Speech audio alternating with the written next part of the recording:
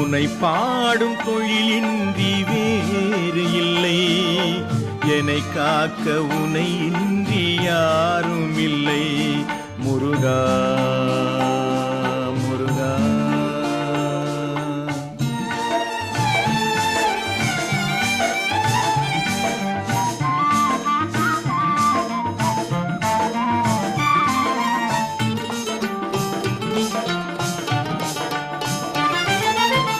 கற்பனையில் வருகின்ற சொற்பதமே அன்பு, கருணையில் உருவான அற்புதமே. கற்பனையில் வருகின்ற சொற்பதமே அன்பு, கருணையில் உருவான அற்புதமே.